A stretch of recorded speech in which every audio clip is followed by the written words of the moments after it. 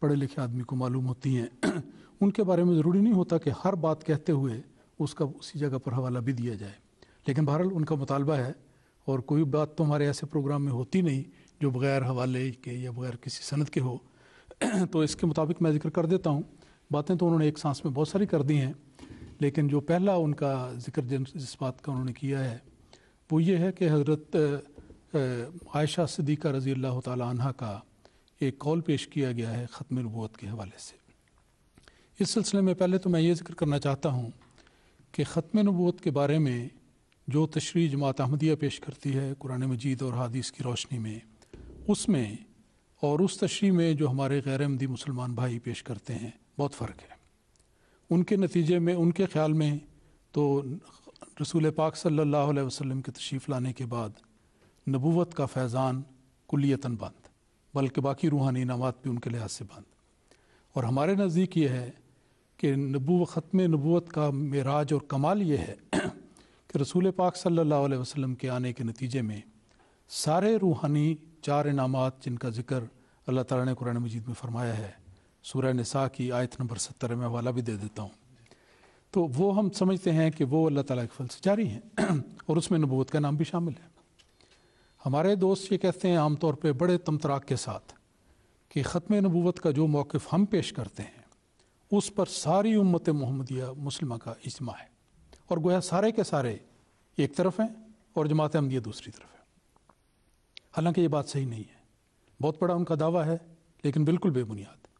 حقیقت یہ ہے کہ قریباً تاریخ اسلام کے ہر دور میں ہمیں بڑے بڑے بزرگ صحابہ سے شروع کر کے بڑے محدثین، مفسرین اور علماء ایسے نظر آتے ہیں جنہوں نے وہی بات ایک رنگ میں پیش کی ہے جو سیدنا حضرت اقدس مسیح موعود علیہ الصلوۃ والسلام نے اللہ تعالیٰ سے خبر پا کر بڑے جلال کے ساتھ، تحدی کے ساتھ اور وضاحت کے ساتھ دنیا میں پیش کی۔ تو اس سلسلے میں جب ہم یہ بات کہتے ہیں کہ اجماع والی بات غلط ہے، ختم نبوت پر ان کا جو موقف ہے اس پر اجماع نہیں ہے بلکہ اس کے خلاف بڑے زبردست حوالے ملتے ہیں۔ اس کی مثال کے طور پر ایک حوالہ حضرت عائشہ صدیقہ رضی اللہ تعالیٰ عنہ کا میں نے یہ پیش کیا تھا، اس کا میں حوالہ پیش کر دیتا ہوں تاکہ سب ناظرین کو اس کا پتہ لگ جائے۔ یہ حوالہ حدیث کی 2 مشہور کتابوں میں درج ہے۔ ایک تو اس سے میرے سامنے یہ کتاب کا اس کا فوٹو کاپی موجود ہے، الدر المنصور فی التفسیر الماثور۔ یہ تصنیف لکھی گئی ہے حضرت علامہ جلال الدین سیوطی رحمۃ اللہ علیہ۔ یہ بہت بزرگ صاحب علم، عالم انسان گزرے ہیں، یہ 9ویں صدی کے مجدد تسلیم کیے جاتے ہیں، اور انہوں نے اپنی کتاب جو مجموعہ تیار کیا در المنصور سیوطی کے نام سے معروف ہے، اس کی جلد 5 میں صفحہ نمبر 204 پر یہ حدیث درج کی ہے حضرت عائشہ صدیقہ رضی اللہ تعالیٰ عنہ کے حوالے سے، کہ اس میں ذکر ہے کہ قولوا خاتم النبیین ولا تقولوا لا نبی بعدہ۔ حضرت عائشہ صدیقہ رضی اللہ تعالیٰ عنہ بیان کرتی ہیں کہ لوگو، تم رسول پاک صلی اللہ علیہ وسلم کو خاتم النبیین ضرور کہو، یہ اللہ تعالیٰ نے فرمایا ہے، یہ ضرور کہو، لیکن ولا تقولوا لا نبی بعدہ، یہ ہرگز نہ کہو کہ آپ کے بعد گویا کوئی نبی نہیں آ سکتا۔ تو گویا اس میں میں یہ سمجھتا ہوں کہ یہ حضرت عائشہ صدیقہ رضی اللہ تعالیٰ عنہ کی عظیم فراست ہے، ان کا اللہ تعالیٰ نے ان کو گہرا علم عطا کیا تھا، ان کو امت مسلمہ کی معلمہ بنایا گیا، تو انہوں نے اس خدشے کے پیش نظر یا اس خیال کے پیش نظر کہ کوئی لوگ صحیح ختم نبوت کا مفہوم نہ سمجھنے کی بنا پر یہ عقیدہ نہ دلوں میں بٹھا لیں اور پھیلانا شروع کر دیں کہ گویا آن رسول اللہ علیہ وسلم کے بعد اب نبی آئے گا کوئی نہیں، تو انہوں نے نہایت فراست سے کہا کہ یہ بات ضرور کہو، جو اللہ نے فرمایا وہ قول برحق ہے، یہ ضرور کہو کہ آپ خاتم النبیین ہیں، لیکن ولا تقولوا لا نبی بعدہ، یہ ہرگز نہ کہو کہ ان کے بعد کوئی نبی نہ۔ دوسرا یہ جو ذکر ہے یہ اس کتاب میں ملتا ہے جو حضرت شیخ امام محمد طاہر علیہ رحمت نے مرتب کی ہے، اور اس کتاب کے صفحے کی بھی کاپی میرے سامنے موجود ہے۔ یہ ہے تکملہ مجمع بہار الانوار کتاب کا نام ہے، یہ اس کی فوٹو کاپی موجود ہے۔ اس میں بھی وہ بیان کرتے ہیں کہ عن عائشہ قولوا انہ خاتم الانبیاء ولا تقولوا لا نبی بعدہ، بالکل وہی مفہوم ہے، الفاظ میں ذرا سا فرق ہے، دو روایات ہیں کہ اس میں آپ کا یہ قول اس طرح پر درج ہے کہ وہ خاتم الانبیاء ان کو ضرور کہو لیکن یہ نہ کہو کہ آپ کے بعد کوئی نبی نہیں، مفہوم کے لحاظ سے کوئی فرق نہیں ہے۔ اور یہ دو جو اقوال ہیں حضرت عائشہ صدیقہ رضی اللہ تعالیٰ عنہ کے، وہ یہاں پر بیان ہوئے ہیں اور ان کا حوالہ دیا ہے، اور اسی رنگ میں ذکر کیا گیا ہے کہ یہ دیکھیں کہ ابتدا کے اسلام کی ابتدا کے زمانے سے، یعنی اس زمانے سے ہی یہ بات جن کو اللہ تعالیٰ نے اپنے فضل سے علم اور فراست عطا کیا،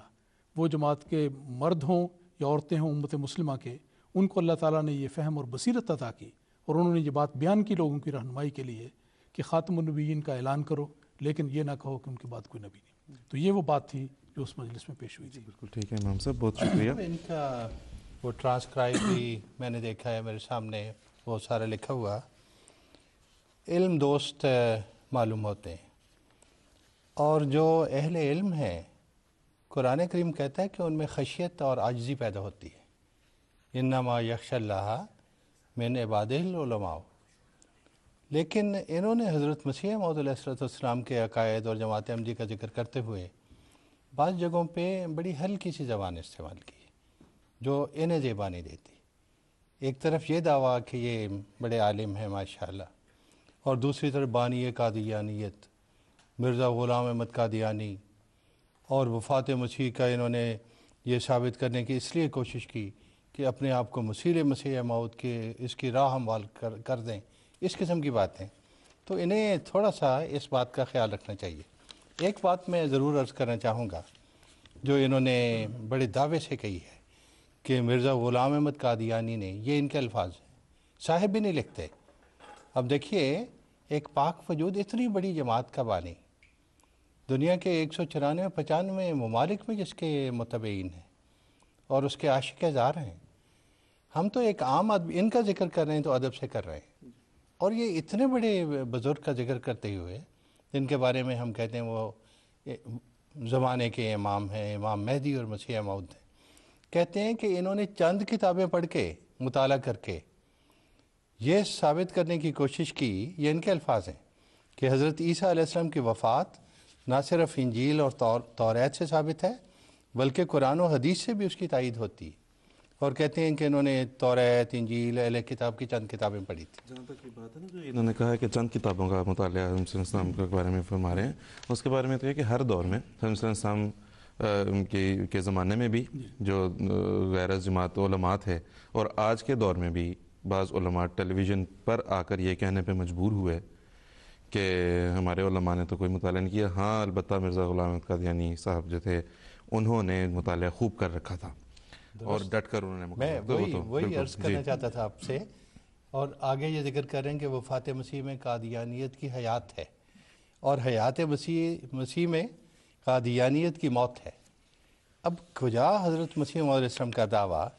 آپ تو فرماتے ہیں کہ عیسیٰ کو مرنے دو کہ اس میں اسلام کی حیات ہے، اور یہ فرماتے ہیں ہما عیسائی آرا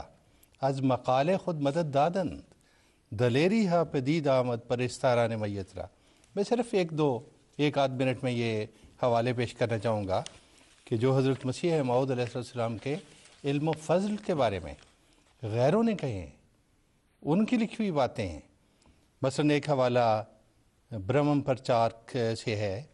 کہ ہم یہ تسلیم کیے بغیر نہیں رہ سکتے کہ وہ کیا بلحاظ لیاقت، حضرت مسیح موعود علیہ السلام کی بات ہو رہی ہے، کہ وہ کیا بلحاظ لیاقت اور کیا بلحاظ اخلاق اور شرافت کے بڑے پائے کے انسان تھے۔ پھر لکھا ہے امرتا بازار پتر کا کلکتہ میں حضور کی وفات پہ ان کے مریدین میں ہر قسم کے لوگ، فاضل، مولوی، با اثر، رئیس، تعلیم یافتہ، امیر